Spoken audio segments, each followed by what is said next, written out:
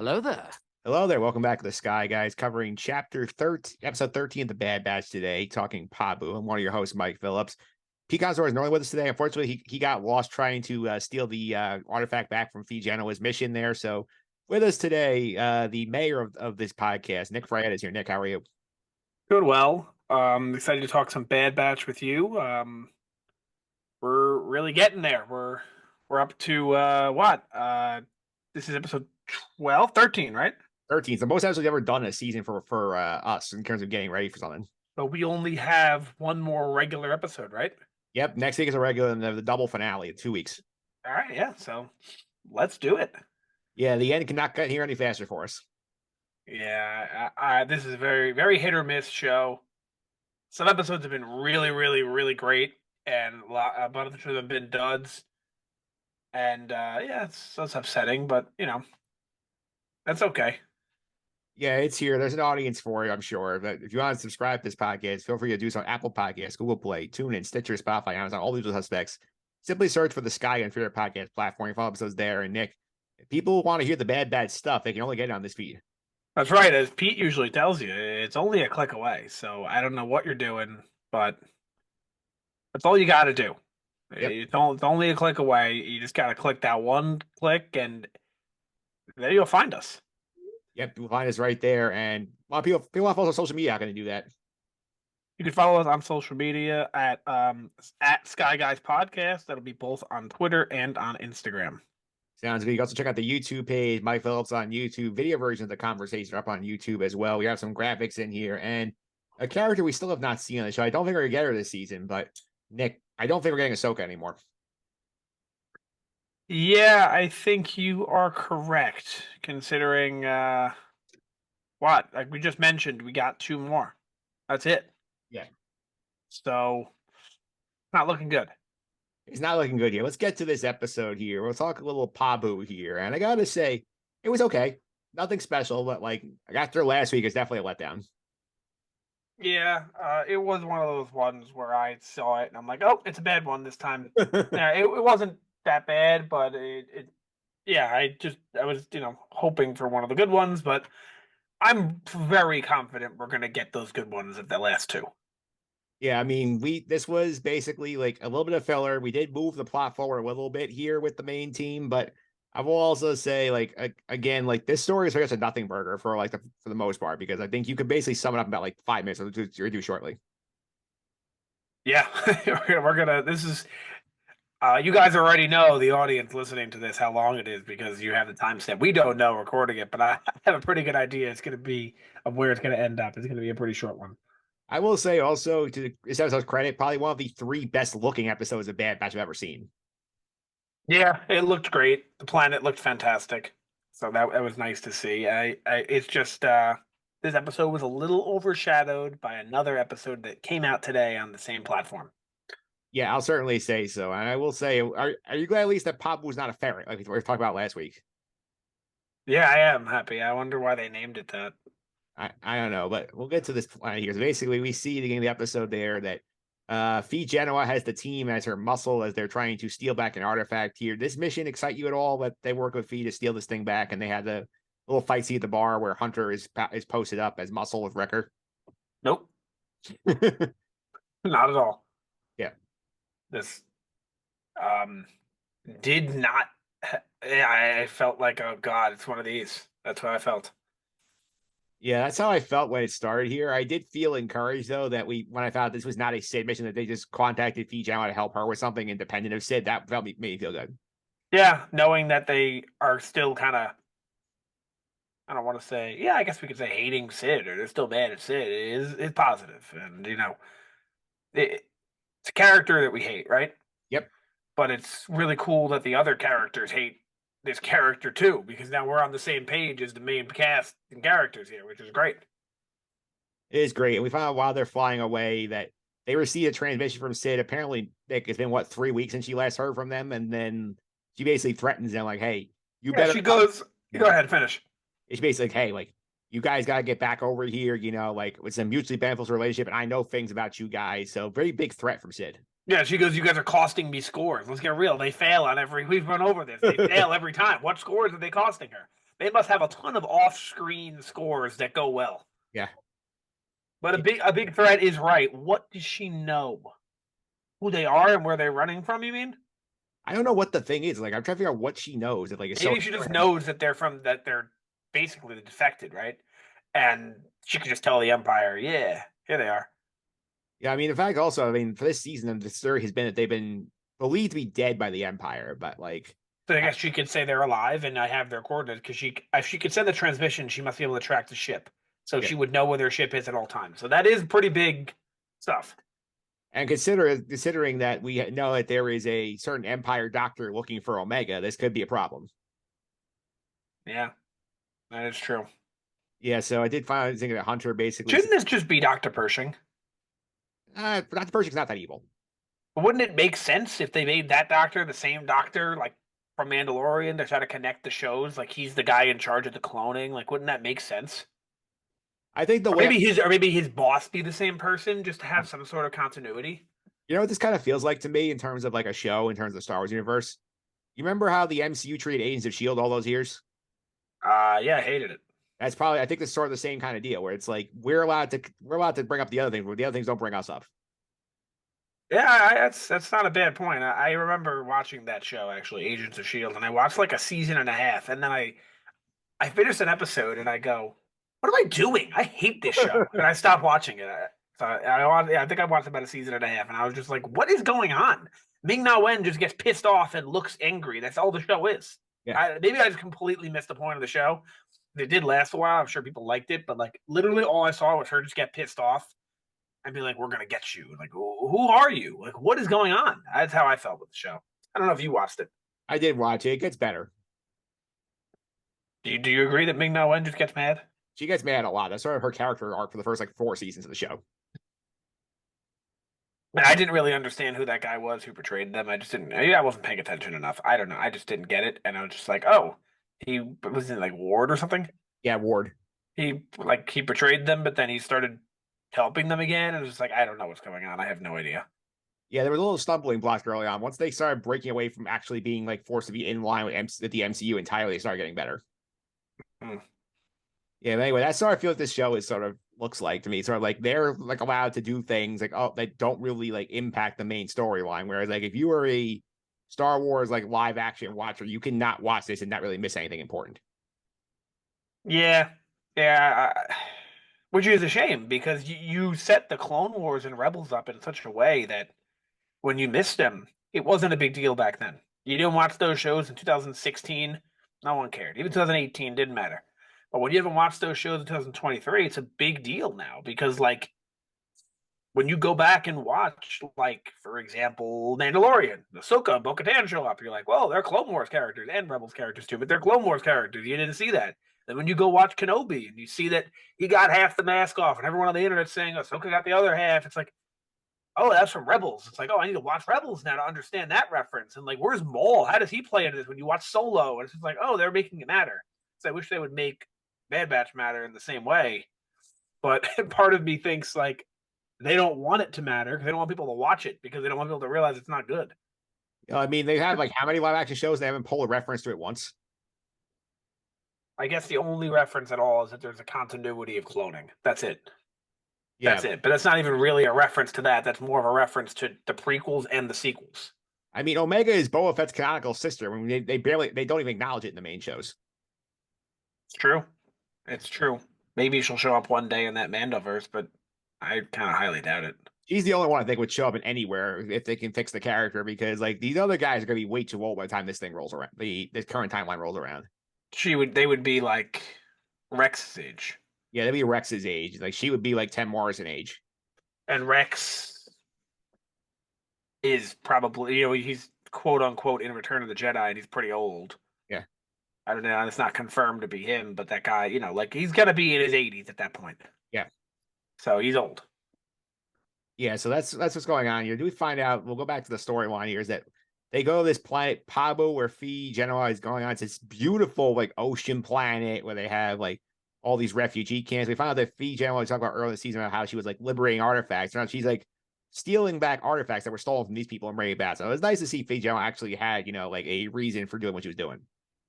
Yeah. She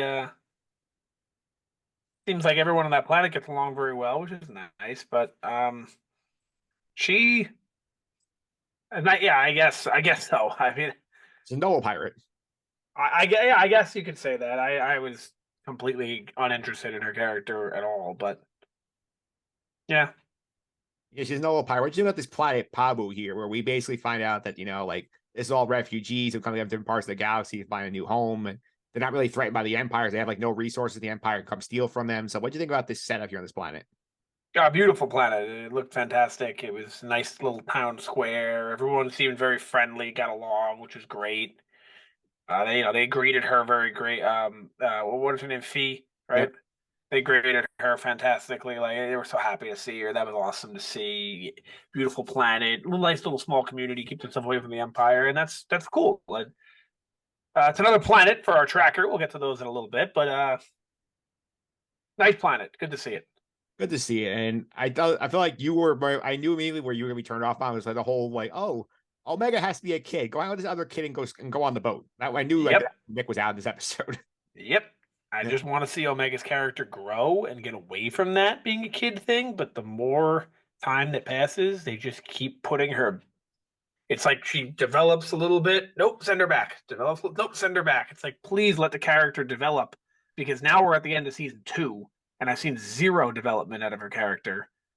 When I was hoping we would get to a point, like I mentioned before, with Ahsoka and Ezra and their respective shows, that they started growing on you by the end of these seasons, She hasn't. and she hasn't. Yeah, I mean, even by the end of season 1 of Rebel, Ahsoka, I mean, Ezra was growing on us. Ahsoka, I think by the end of season 2, you were sort of like, okay, she's improving. Yeah, I don't know what they did. Those two characters, especially like Omega's, I think in a worse spot than they were because she's not as she hasn't really redeemed herself yet. But she started so much better. Like they purposely put Ahsoka into that Clone Wars movie to piss you off. yeah, And the same with Ezra and the pilot of Rebels. It was like, who the hell is this guy? It's like they put him in with the intent of getting people pissed off. At least Omega's just been a solid 4 out of 10 the whole time. yeah, she's been a 4. Like Ezra started out like a 1.5, and then he got to like a 6 by the end of season 1. Yeah, and Ahsoka started as like a 1 and it ended up as like a, whatever. It ended up as like a 9, 10 at the end of things. I don't know where she was by season, but what's her name? Omega, just flat. Yeah, it's like a very like faint heartbeat, like a little like boop boop boop boop bump bump bump. Like that's basically Yeah, every time it starts creeping near 5, they put it right back to 3 and we start over. yeah. You start over here, and then we get our action sequence of the episode here. We see that there is a bunch of earthquakes. Not that there's a basically tsunami coming here, and good job of the Bad Batch springing to action to help save all the villagers. I was hoping when that first happened that it was like something or someone, but I guess they didn't want to do that 2 episodes in a row, having the Zilla Beast last episode. That was 2 episodes ago. That was it. All right. Yeah. Well, it's still close enough. They didn't want to do something so similar that they did 2 episodes ago. But oh yeah, the last episode was Crosshair. But I would have liked that to see something come and attack the village. We want the Empire to show up and say, I'm sorry, fake us out. Like, oh, there actually something here they want.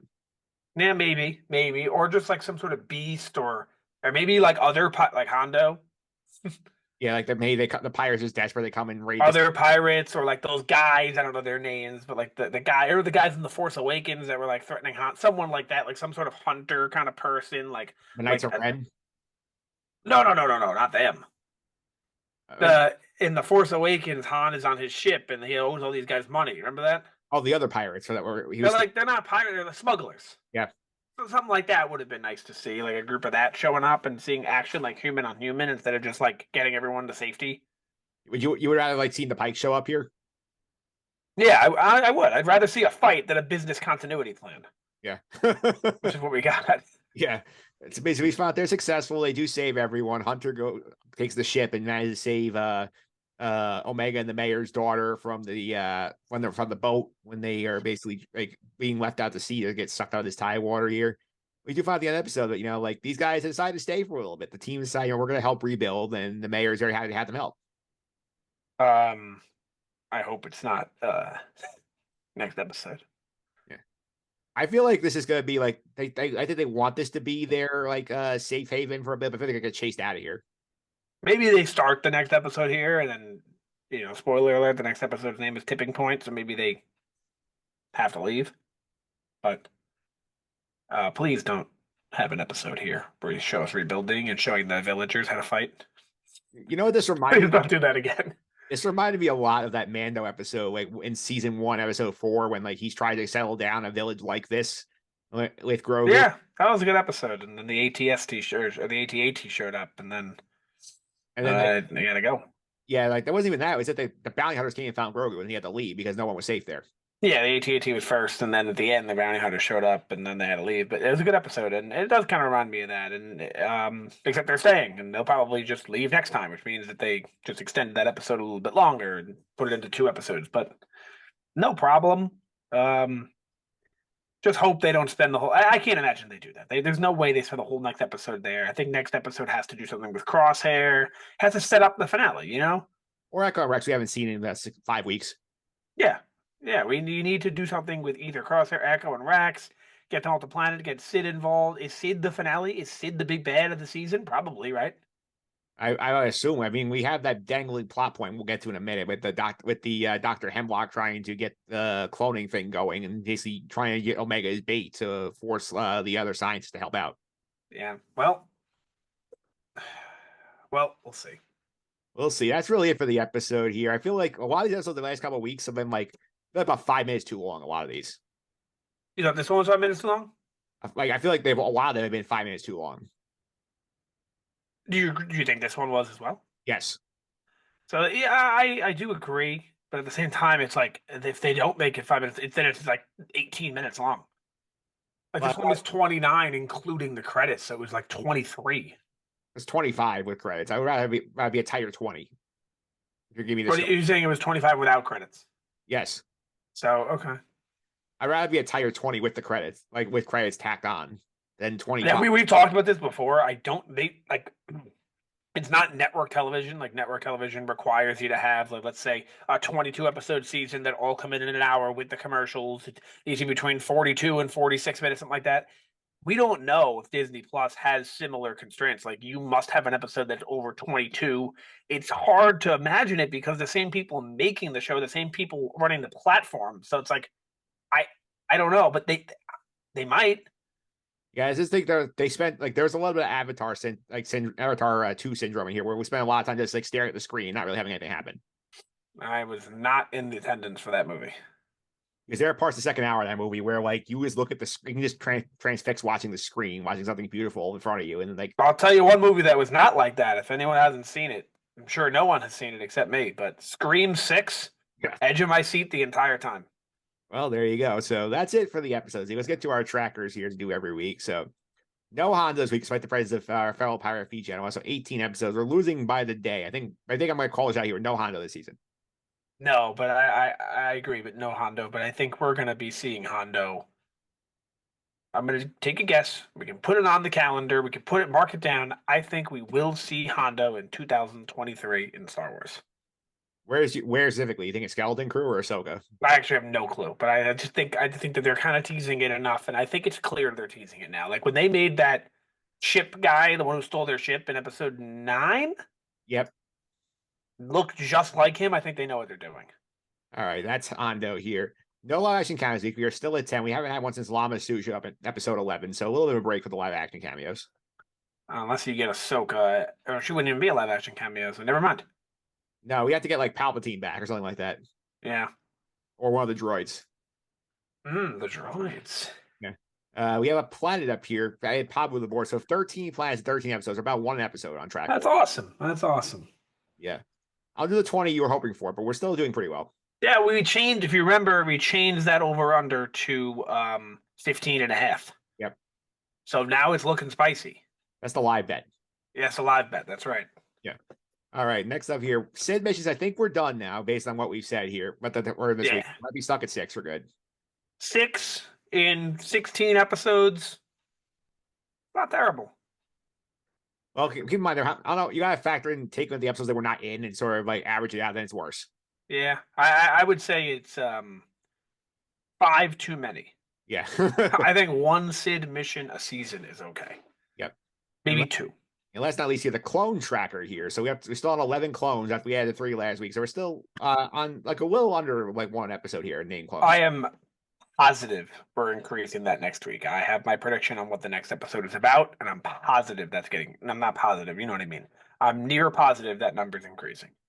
All right, that's that. Now to get to the MVP LEV board. So this is the best and worst characters over the course of the season. It's rated by us here through 12 episodes, through 3 quarters of the season. Here's what we got. Tech is on top at +4. Cody's still in second at +3 after his lone appearance in episode 3. He's number 2 on the leaderboard. Then we have Gungi, Palpatine, and Dr. Hemlock and Benny the Thief at +2. Crosshair back in the positive after last week, +1. With Echo, Romar, Mayday, and us, Nick, are still in the positive. Good. All right. Zeros are Wrecker and Senator Chuchi. -1s, Hunter, Omega, Governor Groton, Tony Ames, Disney, Venomore, Mako, and the Empire. -3s, Lieutenant Logan and Vice Admiral Rampart. And -6, right at the rear is Sid. So she is on the bottom of the leaderboard here. So that's what the board looks like on this league here. So now we'll go to the MVP section here. Nick, who's the MVP of the week? I'm giving the MVP to Hunter. I think he did what his character was supposed to do this week. He was a hunter. He was a protector, more so, and he did everything that they introduced that character to do. All right. I'm going to add a new character board. I'm going to put Phee Genoa on the board for MVP because we found out that, she's not just stealing for sake of stealing. She's trying to return cultural items to these people here. And without her bringing the Bad Batch there, that entire village dies, like in the water fluid. So I'll give her the MVP point for that. Good point. And Pete gives it to Hunter because he filled in his stuff before he got stuck in the cantina there. Gives it to Hunter for finally ditching Sid and trying to settle down. So that's Pete's rationale for Hunter. Yeah, I think Pete may have had one too many Bespin fizzes, and he's stuck in the cantina. He's might need a ride home. Yeah, he might need a ride home here. So LVPs now here.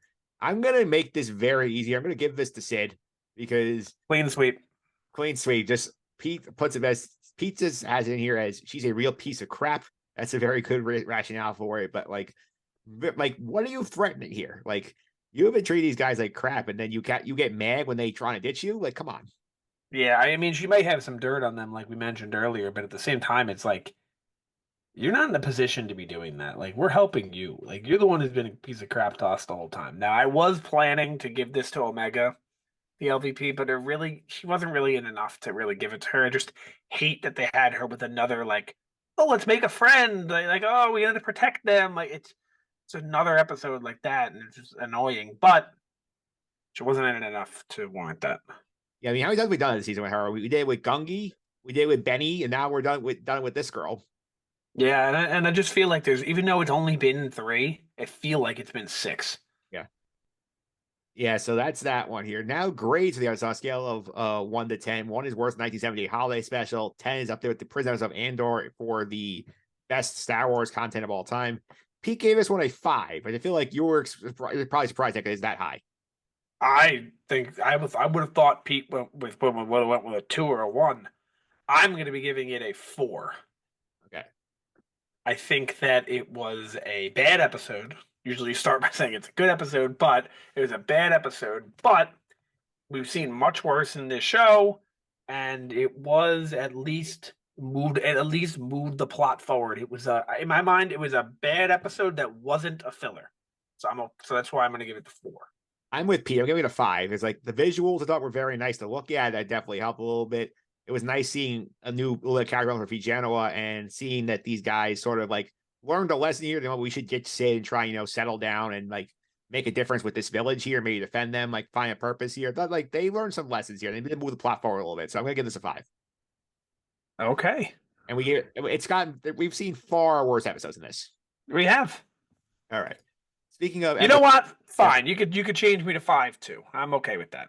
This is a perfectly average episode, in my opinion. I'm fine with that. You could change me to 5. All right. So straight 5s across the board here. Next week, Tipping Point. A fun episode here, which now my original theory, this would be the Sid breakup episode, which is off the board. Apparently, this has already happened off screen. So what do you think we're going to get next week? So I have one of two that I think it could be. One is what you just said, Sid. 2 is the tipping point. Like, tipping point means this. Like, you got a cup. You push it too far. Eventually, it falls, right? Yep. So you think it could be about Sid, and I agree it could be.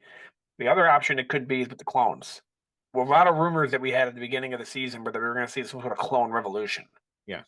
And I feel like that could start next week and lead into the finale where we'll see what happens. But I think it's possible that we see like, the crosshairs, I know Echo and what's his name, Rex are not like working for the Empire, so they're already they're already against it. But I could see like a big thing where all these clones kind of team up and say like, you know what, screw this.